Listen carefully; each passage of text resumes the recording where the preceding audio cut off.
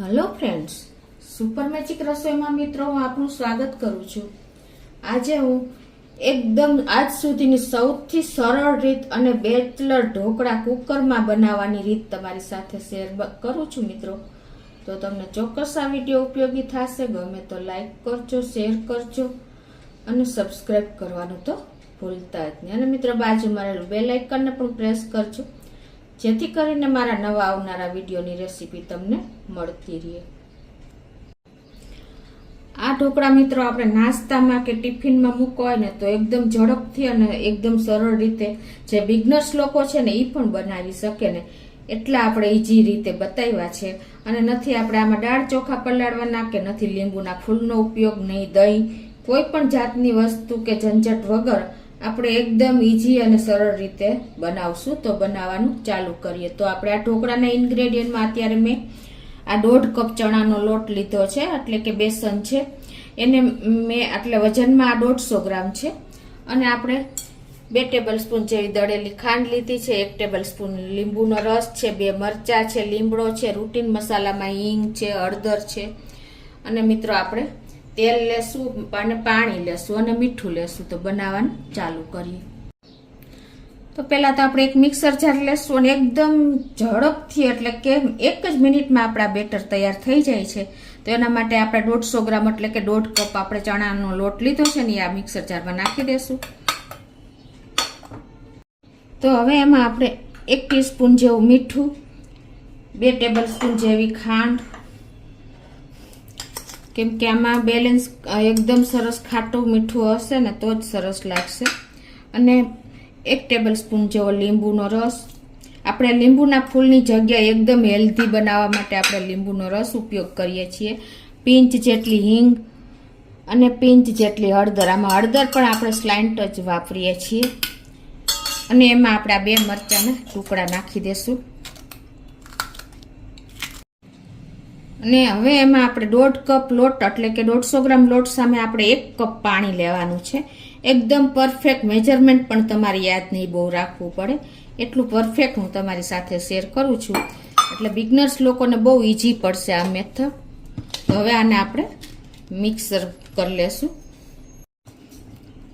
તો આ રીતે જો આપણે એકદમ સરસ બેટર તૈયાર થઈ ગયું છે। અને હવે આને આપણે એક બોલમાં નાખીને અને જો એકદમ નહીં બહુ પતલું નહીં બહુ જાડું એવું આપણું જોઈએ એવું જ બેટર તૈયાર થયું છે, એક જ આપણે રિબન કન્સિસ્ટન્સીનું જો। અને હવે આમાં તમને જો પતલું લાગે ને તો થોડોક ચણાનો લોટ નાખી દેવાનો, અને જાડું લાગે ને તો તમારે સહેજ પાણી નાખી દેવાનું। અને હવે આપણે આ બેટરમાં ગળા ઠંડુ થયા પછી પણ આપણે ઢોકળા ગળામાં ન ખૂંચે ને એના માટે આપણે 2 ટેબલ સ્પૂન જેવું તેલ નાખી દેશું।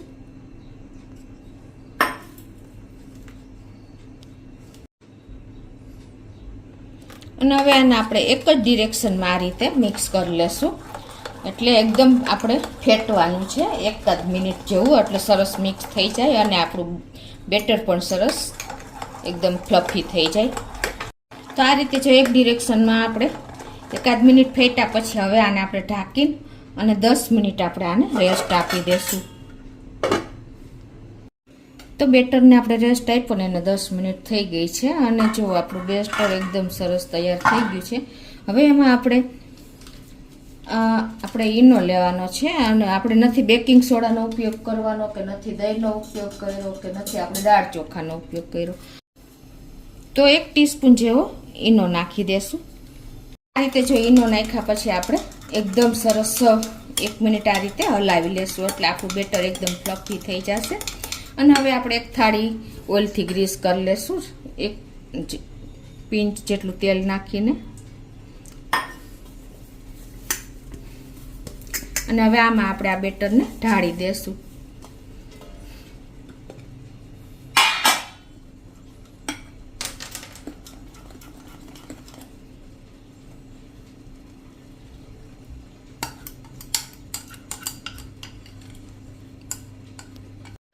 હવે આપણે થાળીમાં ઢાળી દીધું છે, અને આ બાજુ આપણે ગેસ ઉપર પાણી પણ ગરમ કરવા મૂકી દીધું છે, અને ગેસની ફ્લેમ અત્યારે આપણે મીડિયમ ટુ હાઈ રાખવાની છે। હંમેશા આપણે ઢોકળા કૂક કરીને ત્યારે મીડિયમ ટુ હાઈ ફ્લેમ ઉપર જ કૂક કરવાના હોય છે. હવે આ થાળી આપણે આમાં મૂકી દેશું.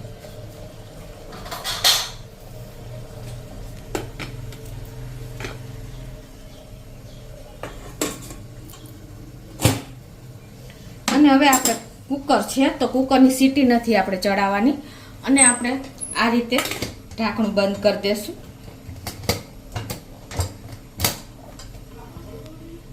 અને હવે આને આપણે મીડિયમ ટુ હાઈ ફ્લેમ ઉપર 15 મિનિટ થવા દેશું. તો 15 મિનિટ થઈ ગઈ છે. જો આપણે ઢાંકણું બંધ કર્યું એને હવે ગેસ બંધ કરી દેશું અને હવે આને આપણે ખોલી લેશું. જો મિત્રો આપણા ઢોકળા એકદમ જોતા જ ખ્યાલ આવી જતો હશે કે એકદમ સરસ ફ્લફી થયા છે અને આપણા ઢોકળા પણ સરસ કૂક જ થઈ ગયા છે. તો હવે એને આપણે બહાર લઈ લેશું. તો આ રીતે જો હવે આપણે એને બહાર લઈ લેશું અને ઠંડા થવા દેશું. આપણે ગરમ ગરમ ડીમોલ્ડ કરવાના જ નથી. હવે આપણે આ ઢોકળા ઠંડા થાય છે ને ત્યાં આપણે બેસનની ચટણી બનાવી લઈએ ઢોકળા સાથે ખાવા માટેની. તો અત્યારે મેં 4 ચમચી લોટ લીધો છે. એમાં આપણે 1 મોટી ચમચી ખાંડ નાખી દેશું અને અડધી ચમચી મીઠું નાખી દેશું અને અડધી ચમચી હળદર નાખી દેશું. અને હવે એમાં આપણે 1 મોટી ચમચી લીંબુનો રસ નાખીને અને આને આપણે હવે આમાં આપણે 1 મોટી ચમચી આદુ અને મરચાંની પેસ્ટ કરી છે એ નાખી દેશું અને આને આપણે સરસ મિક્સ કરીને આપણે 2 થી 2.5 કપ જેટલું પાણી નાખીને મિક્સ કરી લેશું સરસ. આ ચટણી ઢોકળા સાથે બહુ સરસ લાગે છે અને આપણે આમાં દહીંનો ઉપયોગ આપણે બહાર જે કંદોઈ લોકો છે ને દહીંનો ઉપયોગ નથી કરતા, પણ આ રીતે મસાલા અને પાણી સાથે મિક્સ કરીને અને આ ઢોકળા સાથેની ચટણી તૈયાર કરે છે તો બહુ ટેસ્ટી લાગે છે. એ જ કન્ડિશનથી આપણે આ તૈયાર કરીએ છીએ. તો આ રીતે આપણે 2 થી 2.5 કપ જેવું પાણી નાખી દેવાનું 4 ચમચી લોટ સામે.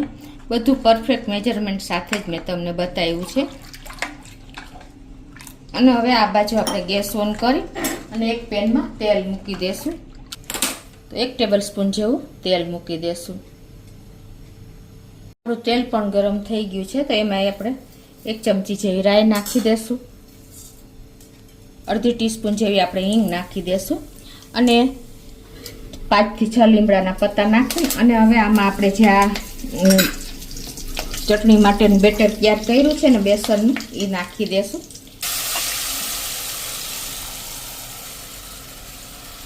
તો હવે આને આપણે સ્લો ટુ મીડિયમ ફ્લેમ ઉપર 5 થી 6 મિનિટ બોઇલ થવા દેશું એટલે આપણે ચણાનો લોટ જે બેસન કૂક થઈ જાય સરસ કાચું હોય. આ બાજુ આપણે ઢોકળા પણ ઠંડા થઈ ગયા છે જુઓ. તો હવે એને આપણે ડીમોલ્ડ કરી લઈએ. પહેલાં તો આપણે બોર્ડર સાઈડમાંથી ચપ્પેથી છોડી દેશું.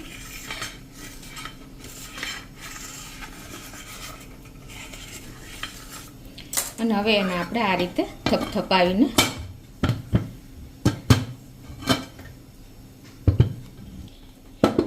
તો આ રીતે જો આપણા ઢોકળા પણ સરસ ડીમોલ્ડ થઈ ગયા છે અને હવે આપણે એને કટ કરી લેશું.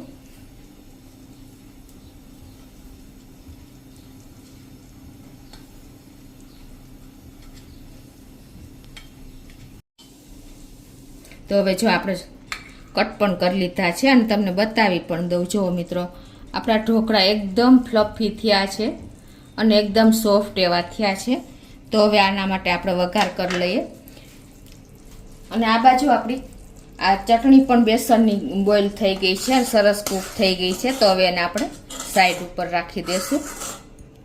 વઘાર માટે આપણે ગેસ ઓન કરીને એક વઘારિયામાં આપણે 1 ટેબલ સ્પૂન જેવું તેલ મૂકી દેશું અને તેલને ગરમ થવા દેશું.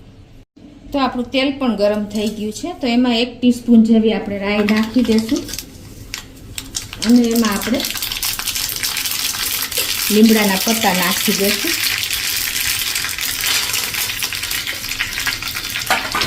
અને થોડા એવા 2 થી 3 મરચાંના કટકા કર્યા છે એ નાખી દેશું.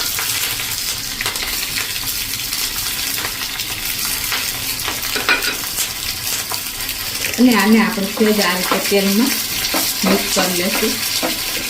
અને હવે એમાં આપણે 1 મોટી ચમચી જેવી ખાંડ પણ નાખી દેશું આમાં જ, અને એમાં 1/4 કપ જેવું આપણે પાણી નાખી દેશું.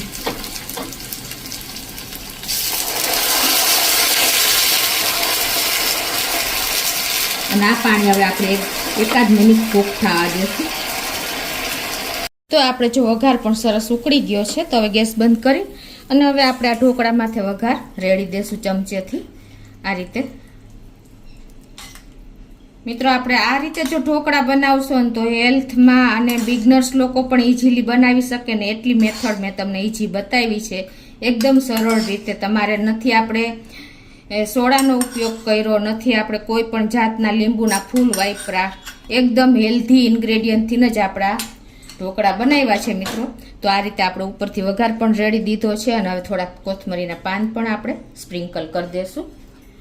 અને હવે આપણા એકદમ ગરમા ગરમ મિત્રો ઢોકળા રેડી છે.